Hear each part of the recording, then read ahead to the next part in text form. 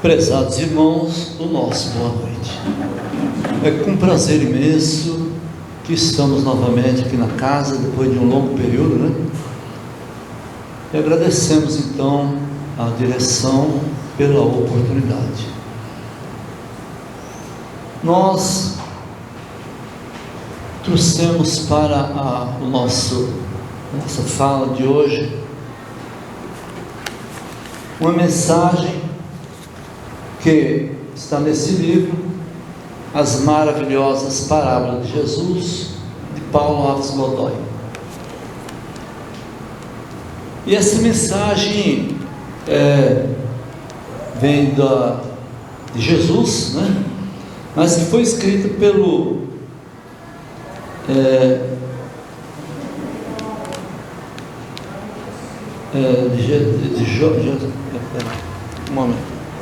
de Mateus, né? Mensagem de Mateus, está no capítulo 13, verso 1, 2, 24 e 30. E ela tem como título o trigo e o joio e o trigo. Eu nunca havia lido uma explicação melhor sobre essa parábola e gostei da maneira como esse escritor, esse Paulo Godoy, colocou sobre esse texto. Por isso que nós vamos falar sobre ele. Uma maneira bastante sensata e que me chamou a atenção. Nós vamos fazer a leitura aqui da parábola, depois a gente comenta. Tendo Jesus saído de casa naquele dia, estava assentado junto ao mar, e juntou-se muita gente ao pé dele, de sorte que, entrando um barco, se assentou, e toda a multidão estava de pé na praia. E propôs-lhe outra parábola, dizendo: o reino dos céus é semelhante ao homem que semeia boa semente no seu campo.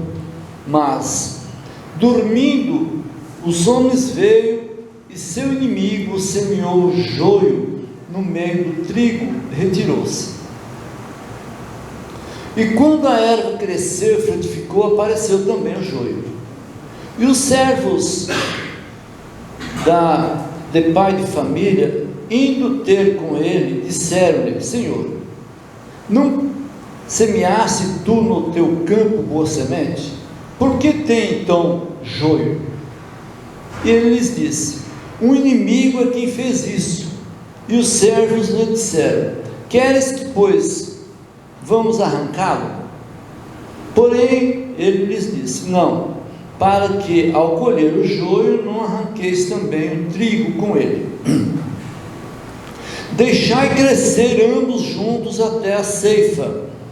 E por ocasião da ceifa direi ao ceifeiro: colhei primeiro o joio, atai-o em feixes, em molho, para o queimar, mas o trigo ajuntai-o nos seus celeiros. Está repetindo em Mateus 13, 1, 2, 24 e 30. Nesse livro que nós encontramos a explicação que nos chamou a atenção. Seguindo o raciocínio desse nosso irmão Paulo Alves Godoy, ele disse o seguinte: esse trigo que foi semeado, nesse mundo, somos nós, é a humanidade inteira.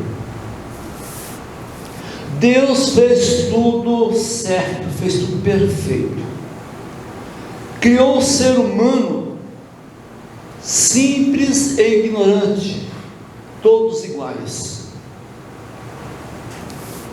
com aptidão para ser feliz, para viver em paz, propenso ao progresso e para chegar, não se sabe quando, um dia à perfeição. Mas deu ao homem, deu a nós, seres humanos, uma coisa muito importante que chama-se o livre-arbítrio, para que tenhamos o mérito do nosso trabalho, daquilo que a gente faz. Não somos uma máquina dominada, só temos o livre-arbítrio. Isso Deus nos deu, é uma lei natural. Ocorre que através do uso desse livre-arbítrio, à medida que a gente foi ganhando conhecimento, foi evoluindo, a gente foi tomando atitude na vida. E uma pequena parte da sociedade, da humanidade,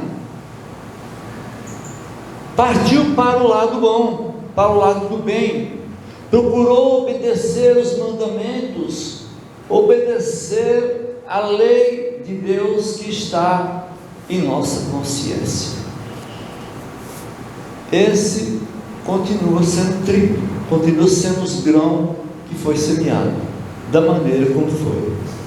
Mas uma grande maioria da humanidade, da sociedade, partiu para o outro lado, fazendo coisas erradas, coisas que não devia, contrário à lei de Deus.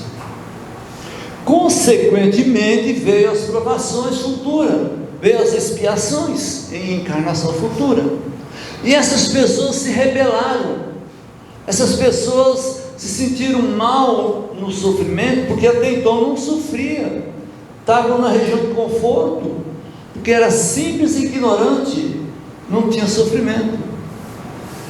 Passaram a sofrer as consequências dos atos praticados e se rebelaram mais ainda. Então se tornaram o denominado joio no meio do trigo. O trigo, que seria um todo, passou a ser uma parte, muito pouca, a maior parte virou joio. Daí porque o patrão disse: não arranqueis o joio agora, porque se arrancar o joio agora, vai arrancar muito trigo. O que seria esse muito trigo? Seria essa humanidade que estava partindo para o erro, essa humanidade rebelada, que estava fazendo coisas que não devia, e que se tornou o joio no meio do trigo. Mas como a lei de Deus é sábia, Deus possui infinita bondade, com a sua misericórdia, então iria nos permitir, através dos tempos, dos milênios, através da lei de reencarnação, muitas e muitas oportunidades, para que essas pessoas, ou nós, não sei, tornássemos a voltar para o lado bom, através de experiências, através de estudo, através de oportunidades, através de orientações melhores, através de cair e levantar pela estrada da vida. Muitas e muitas pessoas, a grande maioria dessas pessoas que se tornaram joio, passariam novamente a ser trigo, passariam novamente a fazer a vontade do Pai, a se tornar pessoas melhores. Por isso que se arrancasse naquela época o joio, iria arrancar muito trigo, porque são pessoas que futuramente virariam trigo também, segundo narra esse escritor do livro. Eu achei sensata a ideia. Então, com o passar dos tempos, através das oportunidades que a gente teve ao longo da vida, pelas reencarnações sucessivas, não sabemos quantas e quantas já tivemos,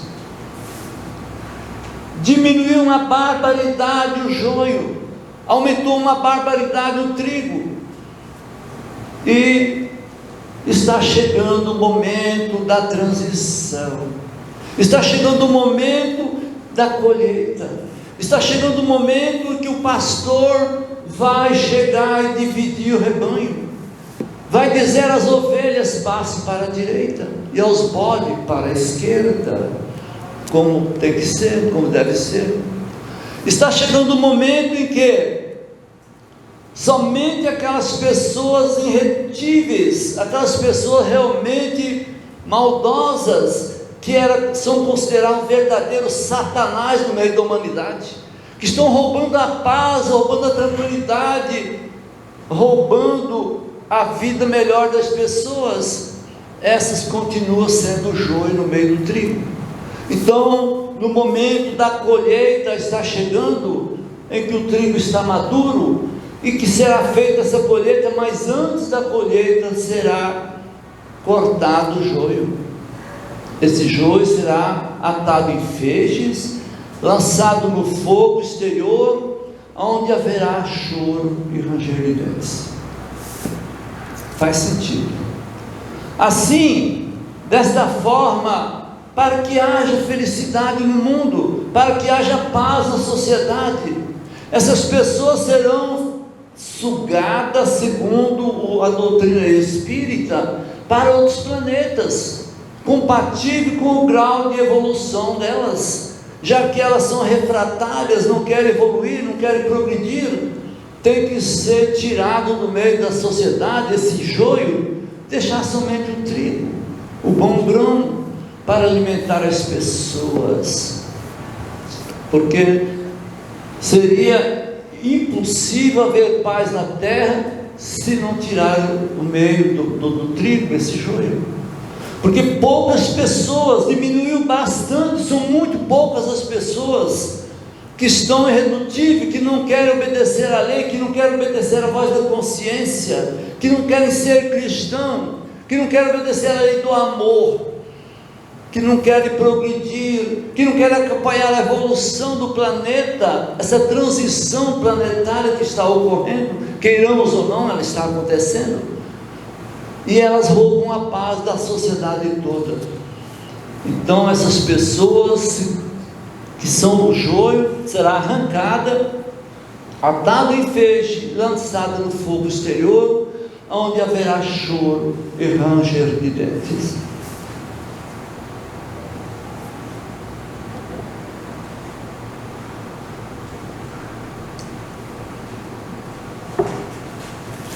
Então, essa foi a explicação que esse nosso companheiro, Paulo Godoy, fez da parábola, que eu achei sensato, porque nunca havia visto antes alguém falar sobre isso, né?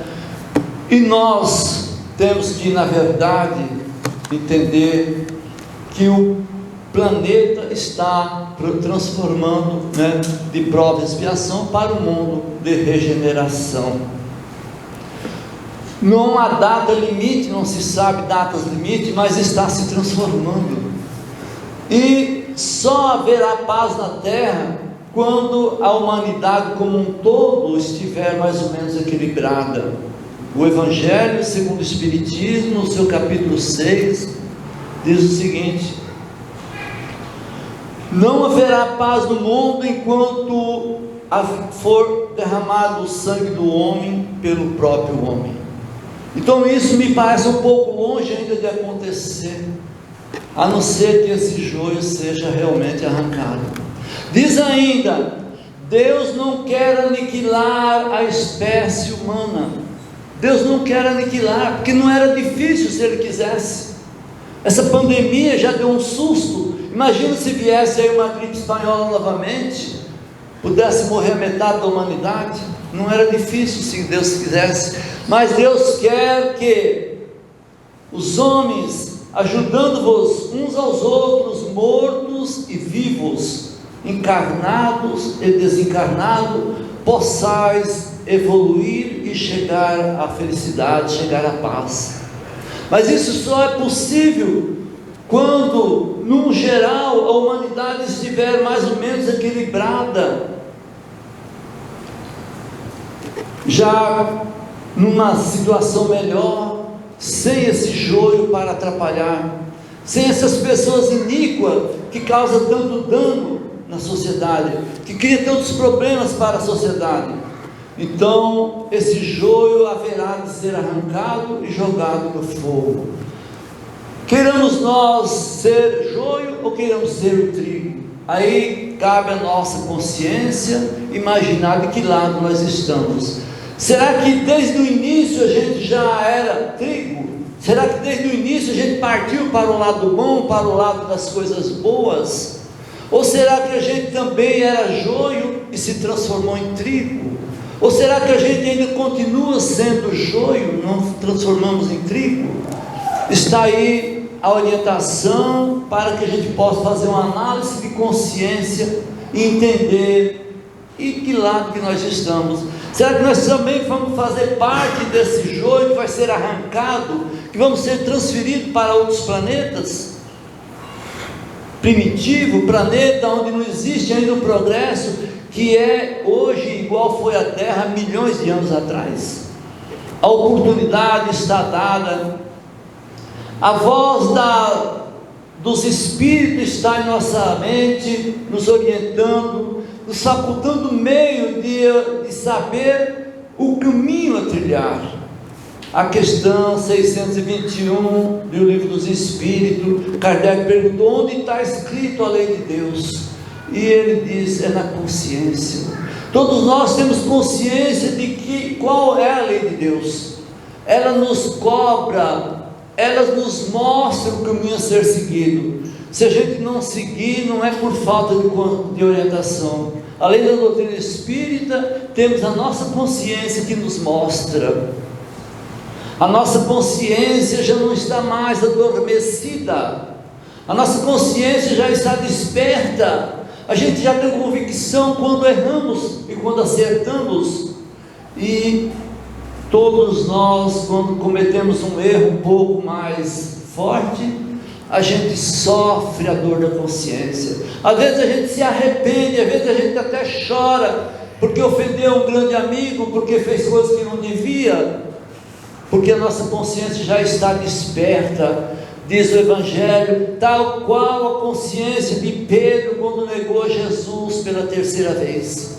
Chorou copiosamente, porque ele havia traído o mestre, aquele irmão maior, aquele companheiro de 3 anos, que tudo fazia pelo bem dos apóstolos, dos discípulos, mas ele não teve a coragem de enfrentar e falar a verdade, negou Jesus. Mas depois ele se arrependeu e chorou muito, porque a consciência de Pedro já estava desperta.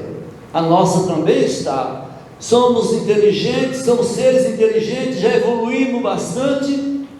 Só nos falta mesmo, talvez, abraçar um pouco mais a causa de Jesus Cristo, abraçar um pouco mais a doutrina espírita, abraçar um pouco mais o conhecimento que temos e fazê-lo na prática aquilo que nós sabemos na teoria, porque temos qualidade e conhecimento para isso, mas às vezes não temos a coragem de nos mantermos numa situação melhor. Como disse Jesus aos apóstolos: vigiai e orai, porque o espírito às vezes está pronto, mas a carne é fraca. Reencarnado nesse corpo físico, que dependemos tudo desse mundo físico para viver e para ter paz, para viver em paz e ter conforto, nós nos arrastamos pelas vicissitudes mundanas e às vezes nos falta coragem para abraçar a causa espírita, a causa de Jesus, aquilo que a doutrina espírita nos ensina. Que Mestre nos abençoe. Muito obrigado.